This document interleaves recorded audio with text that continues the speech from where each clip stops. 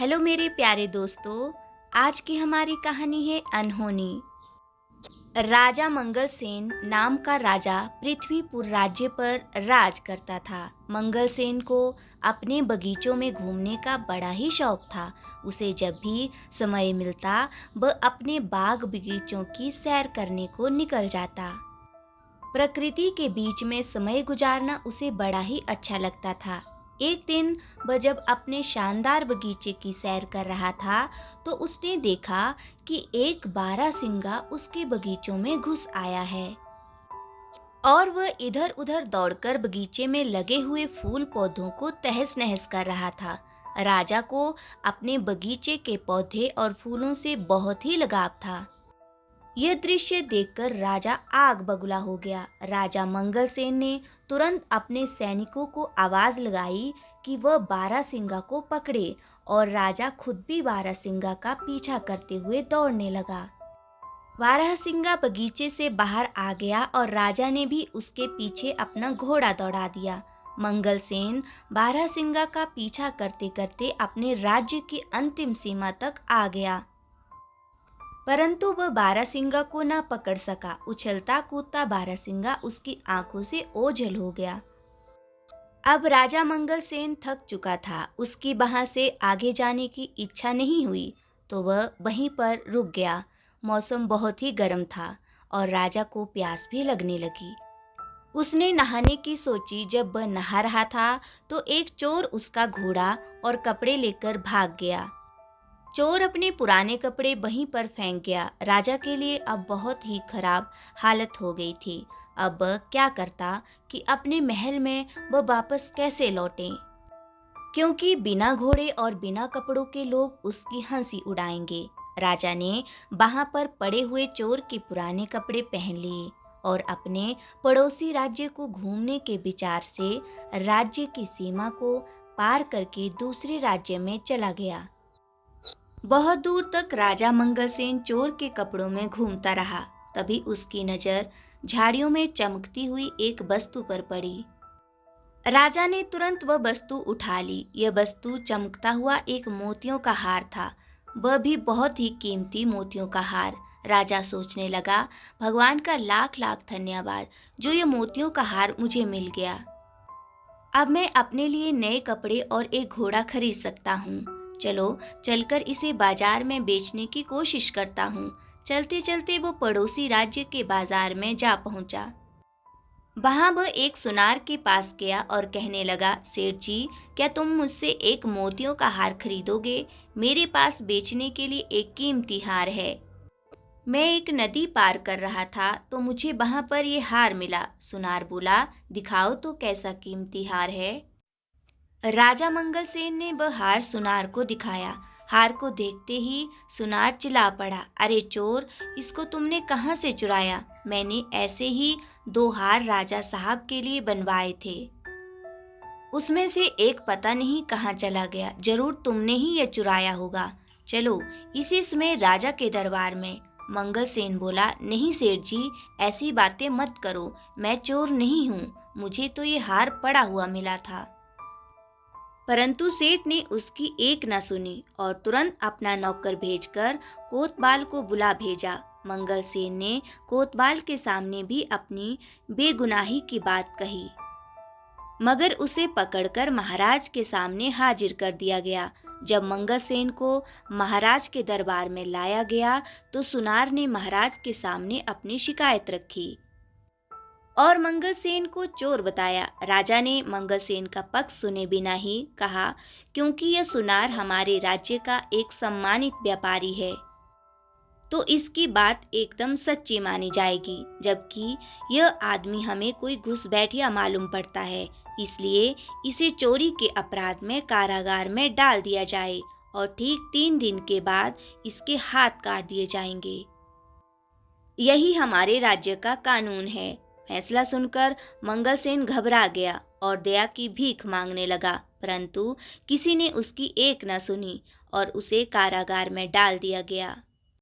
इस राज्य का राजा जितना अन्यायी था, उसकी रानी उतनी ही दयालु थी। जब रानी को ये सारी बात मालूम हुई तो उसने राजा से कहा, महाराज, आप इतना बेरहम हुक्म कैसे दे सकते हैं, जबकि इस मामले में कोई गवाह भी पेश नहीं किया गया और ना ही आपने उसे अपराधी को अपना पक्ष रखने दिया। ये सुनार तो होते ही बदमाश हैं। आप तो जानते ही हैं कि ये पैसे के लिए कितना झूठ बोलते हैं और धोखा देते हैं। सच कहिए तो मुझे उस आदमी की बात पर पूरा विश्वास है। राजा ने उसे डांटते हुए कहा, जुबान संभाल कर बात करो, तुम्हें राजकाज के मामलों में दखल देने का कोई हक नहीं है। रानी बोली, मैं चुप नहीं रहूंगी। कुछ दिनों से मैं दरबार में आपका खराब व्यवहार देख रही हूँ। आपके सलाहकार और मंत्री आपसे नाखुश हैं और आपकी जनता आपसे विद्रोह करने को तैयार है। अगर आप इसी रास्ते पर चलते रहे तो सारा राज्य बर्बाद हो जाएगा। रानी की बातें सुनकर महाराज का गुस्सा और भी भड़क गया, मानो आग में घी डाल दिया गया हो। उसने कहा, ठीक है, तुम्हें अगर उस आदमी से इतनी हमदर्दी है तो मैं तुम्हें उसी के पास पहुंचा देता हूँ। राजा ने सैनिकों को आदेश दिया कि रानी को भी उसी चोर के साथ कैदखाने में डाल दिया जाए। सैनिक ये सुनकर चौंक पड़े। वह चाहते तो नहीं थे, परंतु राजा के हुक्म का पालन करना उनकी मजबूरी थी। सैनिकों ने रानी को मंगलसेन के साथ उसी कारागार में डाल दिया। मंगलसेन ने जब रानी को अपने कारागार में देखा तो आश्चर्यचकित रह गया। रानी ने उसे पूरी बात बताई। अब मंगलसेन और रानी दोनों को ही एक दूसरे से हमदर्दी हो गई थी। वह रात दोनों ने जाग कर बिताई। कारागार के कुछ सैनिक रानी के वफादार थे, जबकि वह महाराज से नाखुश थे। अगली रात रानी अपने वफादार सैनिकों की मदद से मंगलसेन को साथ लेकर कारागार से फरार हो गई। दोनों भागकर राज्य से दूर एक जंगल में जा पहुंचे और झोपड़ी बनाकर वहां रहने लगे। मंगलसेन को कारागार में बहुत ही यातनाएं दी गई थी, जिसकी वजह से वह अस्वस्थ रहने लगा था। रानी ने उसकी बहुत ही सेवा की, जब तक कि मंगलसेन ठीक नहीं हो गया। जल्दी ही रानी मंगलसेन को पसंद करने लगी। मंगलसेन भी रानी के प्यार का बदला प्यार से ही दिया और दोनों ने विवाह कर लिया। मंगलसेन जंगल से लकड़ियां काटकर बेचने लगा, जिससे कि वह अपना जीवन निर्वाह करने लगे थे। कुछ महीनों बाद मंगलसेन की पत्नी ने एक सुंदर बालक को जन्म दिया। एक दिन की बात है, जब मंगलसेन की पत्नी जंगल में कुछ फल तोड़ने गई हुई थी तो उसका पति और बच्चा सोए हुए थे। अपने बच्चों को वह मंगलसेन के निगरानी में छोड़ गई थी। घुटनों के बल चलते चलते बच्चा नजदीक के ही एक कुएं के पास जा पहुंचा और कुएं में गिर गया। जब मंगलसेन की आंख खुली तो बच्चे को बहा ना पाकर वह बहुत ही दुखी हुआ।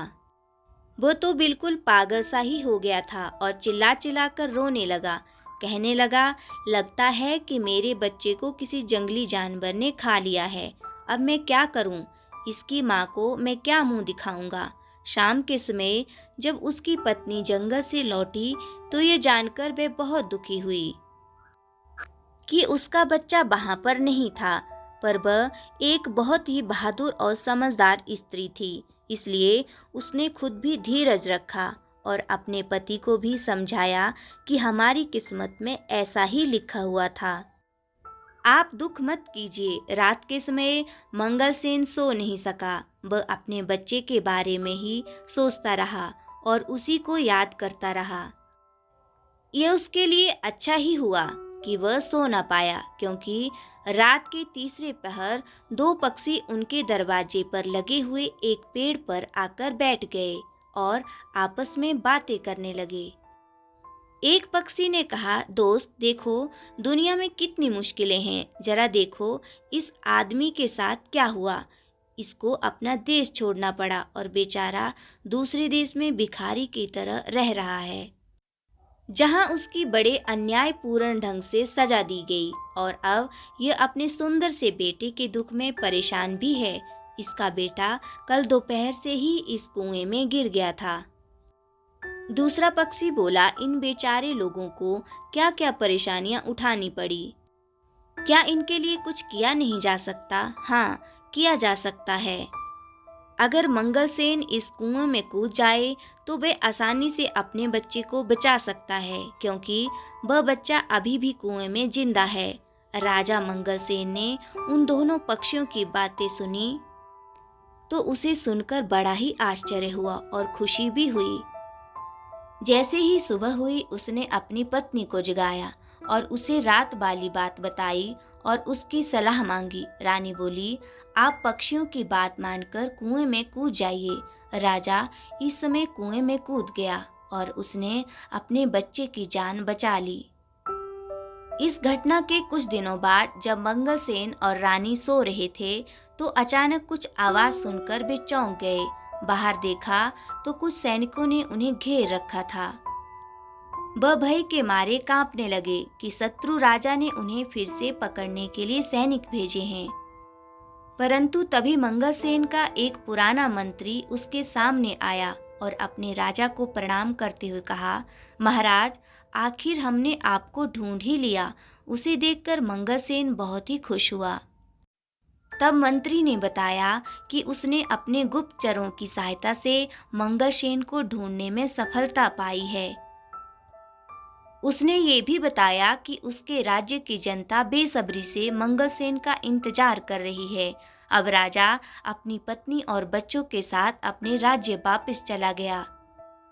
मंगलसेन फिर से अपनी राजगद्दी पर बैठ गया और पहले की तरह ही राज करने लगा।